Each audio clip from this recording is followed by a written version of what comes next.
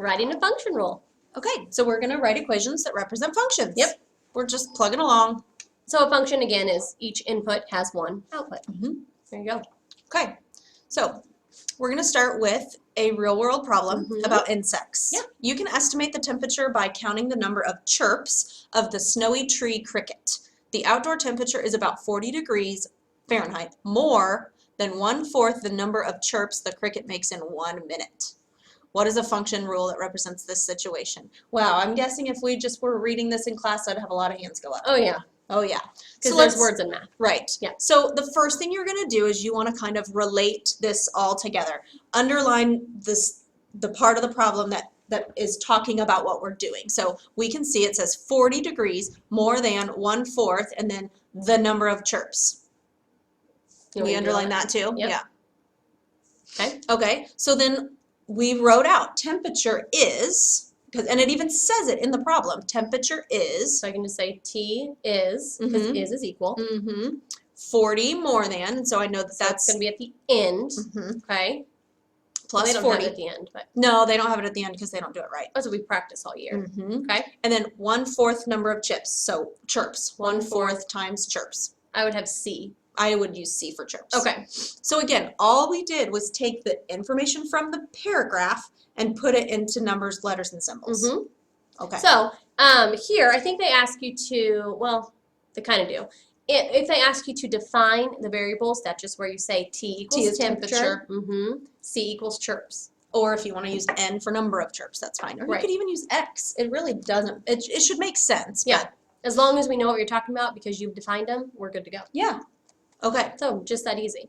So Richardson, would you be okay if we had T equals 40 plus 1/4 C? I would, except for when we get into subtraction. If it would have said less than, if they wrote 40 minus, Right. it's not right. So again, we want to stick with the rule of putting the more than at the end or less We've than always at the end. practiced that this year, so stick with it.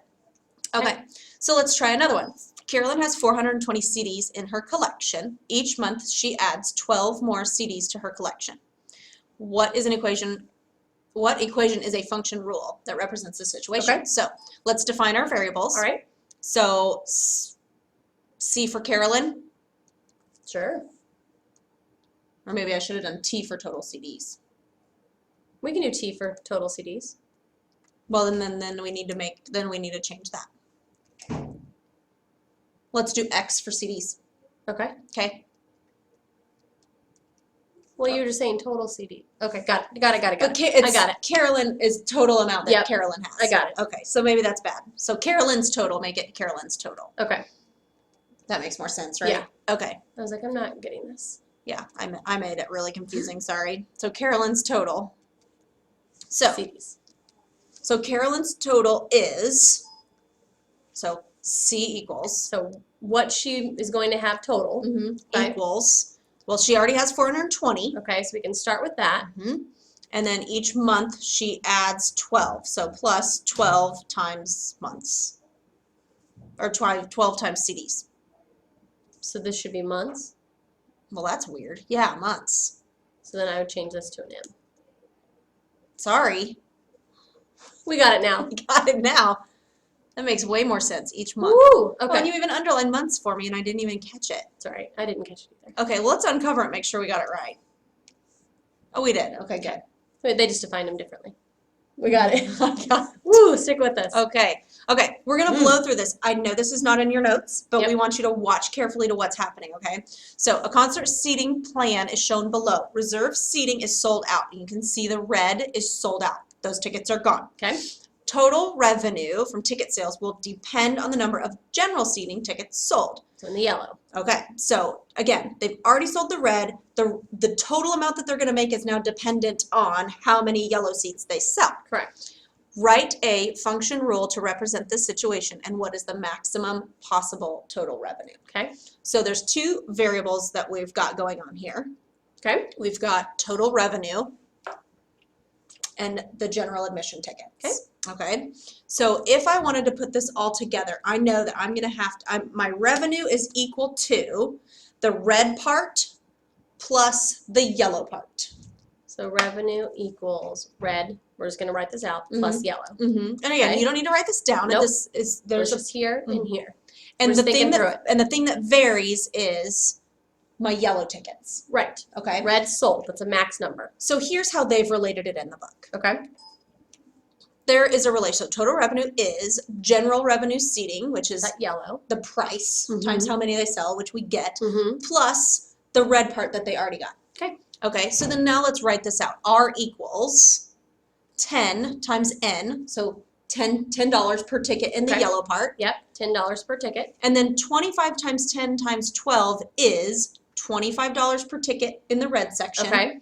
There's 10 rows with 12 seats each. Got it. So there you got to pay for all of this. Okay. So that's how you would get your revenue. So that is 3,000.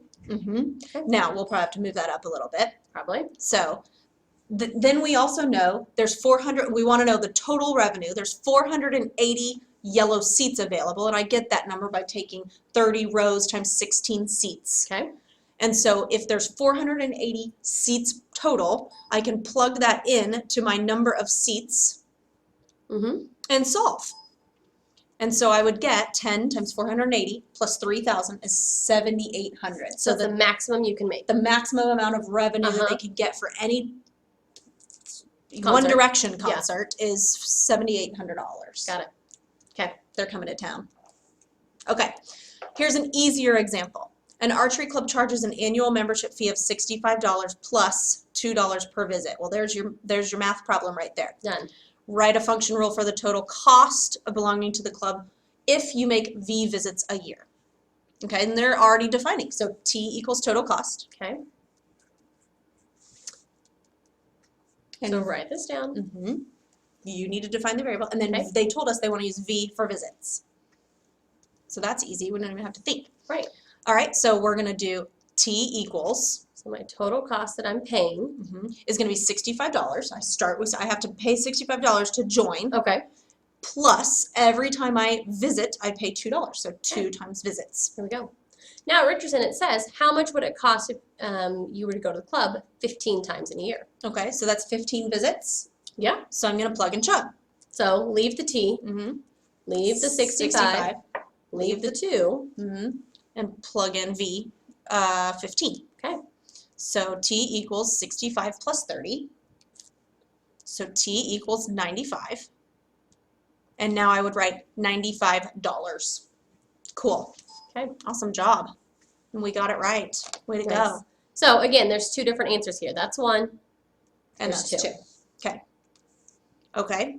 Now, we're representing a nonlinear function rule. So this is not going to make a line. So write a function rule for the area of a rectangle whose length is 5 feet more than its width. What is the area of the rectangle when its width is 9 feet? So the first thing we need to know is area equals length times width. That's what I would write down. Yep. Okay. And we have that here. So you should write that down. Area equals length times width. Then we're going to revise the model and draw a picture. Yeah.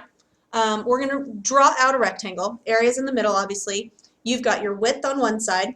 And instead, we want to use one variable. We can't use length and width. So we're going to refer to everything with width. So we're going to take out width and put length and put W plus 5. Right. So then now, if we were to do length times width in this particular situation, it would be W times W plus 5. Yes. Which is the same thing as W squared times 5. Yep. So there you go. So your answer is feet squared, 126 feet squared. Then where did they get 9? Oh, They got 9 from the given. The width was 9, so they plugged in 9 squared plus 5 times 9. Yep. Okay. I think it helps when you actually do Yes, so we're going to do this. We're going to draw a picture first. Write a function rule for the area of a rectangle whose length is 3 inches more than the width. So draw a picture. So Area's A on the is inside. my hole. And so this would be my width. And this is my length. Okay. Okay, so width they don't give us, but they do tell us that length is 3 more than the width. So it's length is equal to W plus 3. Because it says more than. It does. So that means my 3 goes on the end. So we're going to take out the L in the picture. Okay. And we're going to write W plus 3. Okay. Now, The formula here is A equals, and I'm going to do length, which is W plus 3. Well, let's just start with just the formula first. So area is length times width, Okay. right? Mm-hmm. So now we plug in what we know. Okay, cool. Right? So instead of that L, I'm going to put W plus 3. Okay. And then times W. And now I'm going to distribute. Okay. Okay, so area equals W times W is W squared. W times 3 is 3W. So this is your function rule for this rectangle situation. So that's the first answer we're looking for. Mhm. Okay. Fire drill! Hang tight. Okay, so area equals W squared plus 3W is my function rule. Right. Now I have to solve for what is it when the width is 7 inches. So Correct. now we plug and chug. So W is 7 now. So A equals 7 squared plus 3 times 7. Okay. Okay. So we're going to get area equals 7 times 7. 49 plus 21. Area equals, what is that? 9, 10, 4, 5, 6, 7. 70. Cool. Oh, and then inches. Square inches. Oh, that's right, because it's area. Yeah. Okay, so 2 answers here. My function rule, and then my labeled answer. You got it. Okay. Okay, Done. here you go. So, do the lesson check. Yeah. And we'll see you guys. On the flip side. Bye.